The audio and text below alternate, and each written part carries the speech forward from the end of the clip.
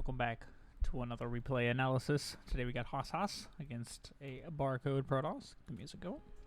Very nice. Said something else to do with Storm. It was in the same thread as the last one, so let's see.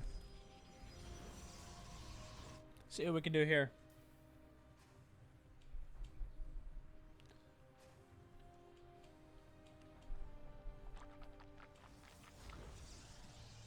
Alright, gonna be eating a Cyber Core. Interesting that he's walling this off. It stops the Reaper jump up, which is cool. It is a 3-building wall perfectly as well. Maybe it was intended, but I think we stopped the Reaper wall here, though. What, pylon here, gateway here? Yeah. Okay, so this is quite a big mistake. Those two SCVs were just chilling there for like 10-15 seconds. It's 12% of our what was it, 1/12? 8% of our mining right there. Chilling, doing nothing for like 20 seconds. Small mistakes that add up over time. So we're doing 2-on-1 in TvP. That's okay. Protoss player is also not abusing his scouting with the hallucinated. Oh, there we go. So he's gonna get the scout. I like your positioning of the units on top of the ramp. We don't know much about what's going on here, so. So you want to keep the SCV around long enough to potentially see the tech, especially if we're not going for a Reaper, which I don't think we did go for a Reaper. We did not. So let's talk about your 2-on-1 timing. So your medevacs, you want to be starting your medevacs from the 4:10 mark in the game. It's 4:21 when you started yours, so we're about 11 seconds late there. I know we're Diamond 1 and we're trying to get to that Masters level, so important things like hitting on time, right? That's what we need to be focusing on. Our SCV production is looking pretty alright. I think we're down by like 1 or 2 from where we could be right now, but that's okay. Alright. We have a proper amount of Marines for these medevacs, 450. So, for reference, when Beyond does this, it leaves at 438. We were leaving at 455. Let's try to shoot for a happy medium going forward, and let's try to be out of the base by 445. If you're out of the base by 445, I guarantee you'll win at least 30% of your games just off the drop alone. So what you want to do when you're being followed by a hallucinated Phoenix like this, you want to boost one direction and then jerk to the side last minute. So if this were me, I would try to come in from this angle, boost like I'm going into the main, and then go right here. That way you'll be able to fully drop out before the units can run back down the ramp.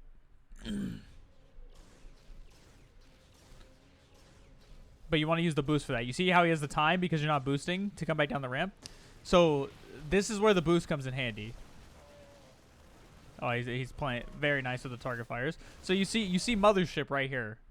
This should tell you that we need to start building Vikings. The Mothership's also already almost done, which is kind of insane. He's doing a Mothership rush, actually. He doesn't have enough to actually stop this, though. Even with the Mothership, I don't think he'll have enough. Nice. Target on the probes.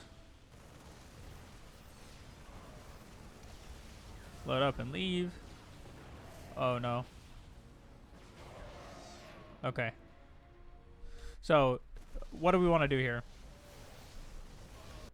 Right here, the Mothership comes out, you pick up, you boosted what? Wait, why do I don't know exactly why we boosted. Like our boost is already almost gone, but you come straight down and then either to the main or out this way. But I would recommend to the main because the main is going to give you a chance to drop out, and if he is quick enough on the draw with the Mothership movement, he can probably kill these medevacs if he moves the Mothership to the side with how late your boost was. I think having your boosting beforehand was most definitely a mistake. It caused both those drops to be lost, which ended up causing us to be down by almost double in resources lost. You're also... Are we 2-base all ending him over here? Remember, if we... So this is a 3rd CC. So if we're going 3rd CC, this is even less excusable, we'll say. But you want to be on at least 46 workers if we're 2-base all ending. We're not 2-base all ending, though, so we want to... our worker production needs to be... We gotta work on it. There's no reason we should have killed 8 workers and be behind against a person on even basis, right? Even if we were even on worker production with the Protoss, we'd be ahead by 3 workers right now. Which, with the amount of units that you've made and also how late our 3rd base is, I would have preferred to see 2 additional barracks be going down as your barracks are leaving, or as your medevacs are leaving with the medevacs. excuse me, the third barracks and then to it, so like up to 5 racks, and we just 5 racks all in him after that. I think that would be a more potent follow-up. You would be hitting with about 110 supply right now instead of 91. Usually a 2-base all-in leaves between the 710 and 730 mark, and it has about 130 supply. So just for reference of how much lower on supply we are, because we're only building off of 3 barracks and we're going for like a late third. We're trying to do like a jack of all trades, master of none kind of build here, and I can't imagine it's going to work out very well for us. Even though this Protoss player is trying his best to make it work out. That was a third base. You got to cancel. We killed the mothership, which is amazing. Do you get the fight? Do you get the carrier too? Okay. I hope you are able to identify our mistake here. This sentry caused not only the carrier to live, but most likely the majority of these units, because we allowed all of this marine fire. Watch this. Guardian shield right here. So every single shot from this second forward is as if you're going against +2 armor, including the Viking shots. So this carrier now has +2 armor. Look at that. See how little damage it's taking? The game would have definitely died. Instead, now we're even further on resources lost behind. We were about 600. Now we're 610. Actually, it's about the same. Still not great though. We should, like, especially with the kind of fights we're taking. So I have a feeling we're gonna be trading into him just a little too much here. Like, I understand you want to keep him off a base, but like once you kill this, we back off. We should not go forward here. Your goal is to just keep him off bases, right? So we should be fanning out, making sure he doesn't have a base, which he does have a proxy base in the corner, and then also keeping him off new bases at the front. Like, in your mind, you would be ahead right now with another base. Now you're not, but like, what we're fighting into battery guardian shield carrier with just marine Viking, instead of just going back and getting up an actual good amount of supply and actually spending our money. Like, the order of operations and our decision making is just wrong here, straight up. We have 3 factories that we can be making worth of Thor production. We could also be starting armor for the Thors. Armor applies twice to carriers because the interceptors attack twice.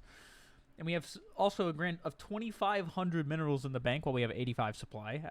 Like, there are much better things we could be doing with our attention, our 4th resource in the game right now, than attacking into a super defensively fortified position with inferior units against a superior tech army.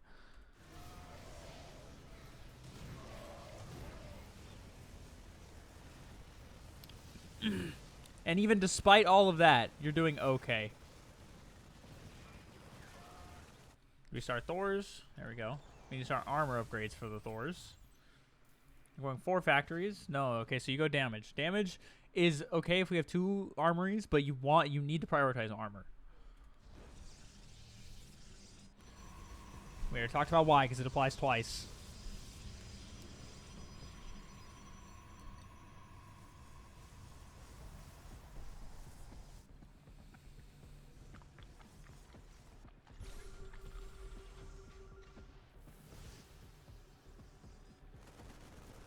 You scouted the proxy base, so now you realize that you're very down in economy against the Protoss player. What do? We go for an attack again. Okay, I mean, we have a good amount of army supply. It also just allows you to take out a Nexus for free because, yeah, I guess he knows he can't fight this. So we're fighting. We have this base that has no fortifications over here and is completely cut off from his army. And yet, what are we trying to do? We're trying to fight into fortified defensive battery position. Like, we're disregarding whatever he's doing, right? This is just not usually a smart play. You're going to get away with it here because he's deciding to counterattack you because your army's so slow. But in general, this is really ill-advised because it's just like, how could you lose, right? Come up a ramp into fortified battery position against the Skytoss army that has cloaking, or do we go to the right, cut off his other appendage of economy, and make it to where he's a 2-base Protoss now and has no money? Like, which choice sounds better, right? So we really, really, really want to think about what we're doing whenever we're taking these engagements. We're kind of just, like, F2Aing into the guy. Like I said, you're going to get away with it here, but that does not mean it was a good decision.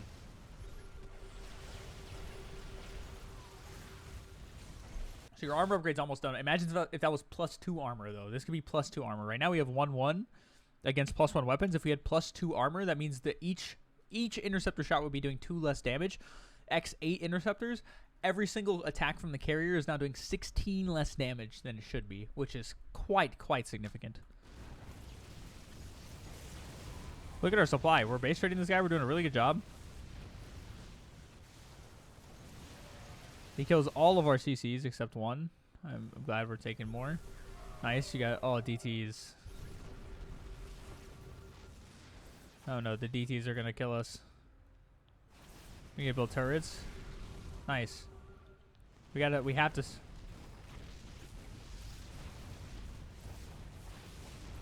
Oh, this one DT. This one DT is doing way too much damage.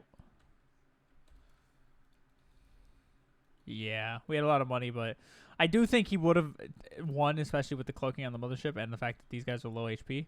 But I do like the fact that he decided to commit to the base trade. We just needed to stay next to our turrets, I think.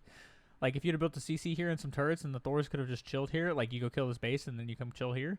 But this base also should have been taken out a long time ago. You knew about it for multiple minutes and we didn't actually do anything about it. So this was probably what... Actually, this is almost assuredly why we lost the game. The second reason is the way we were engaging with our units over here. So, hopefully, these tips help you out, Haushaus. And if you have any questions, please do feel free to @ me in the chat. And I will see you guys in the next one. Peace.